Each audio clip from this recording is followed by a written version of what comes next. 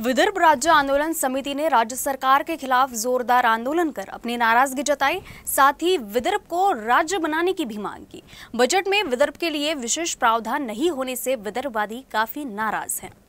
विकास के मुद्दे पर विदर्भ के साथ हमेशा से अन्याय हो रहा है। विदर्भ के लिए बजट में विशेष निधि और कई बड़ी घोषणाएं होती हैं, लेकिन इस बार राज्य के वित्त मंत्री अजित पवार ने बजट में विदर्भ के लिए ऐसी कोई भी बड़ी घोषणा नहीं की, जिससे नाराज विदर्भवादियों ने राज्य सरकार के विरोध में नागपुर के वैरायटी चौक पर विरोध प्रदर्शन किया। इस दौरान राज्य सरकार के बजट में विदर्भ के साथ अन्याय का आरोप लगाते हुए प्रदर्शनकारियों ने उप मुख्यमंत्री देवेंद्र फडणवीस और अजित पवार के खिलाफ नारेबाजी करते हुए स्वतंत्र विदर्भ राज्य बनाने की मांग की। गरीबों पर अन्याय करने वाली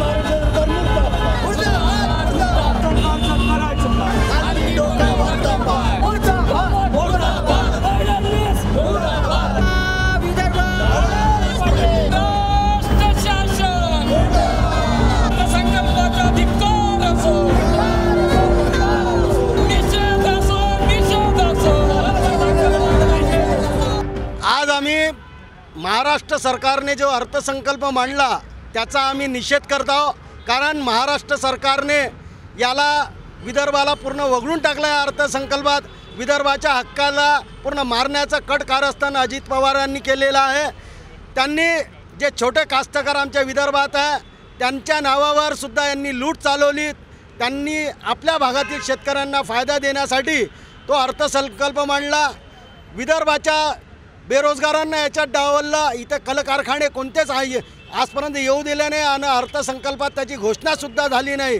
आणि अशा याच्यात हा अर्थसंकल्प आमच्या कोणत्याच कामाचा नाही, म्हणून आम्ही नारा दिला है बजट किस काम का। ये बजट जो है जनता के किसी काम का नहीं है। म्हणून आम्ही आज अर्थसंकल्पाचा निषेध करतो आणि विदर्भाच्या जनतेचा किसी कामाचा नाही आहे, म्हणून आम्हाला स्वतंत्र विदर्भ राज्य द्या हे आम्ही एक मुख्य कार्यक्रम चालवलेला आणि त्याचाच निषेध चालू आहे।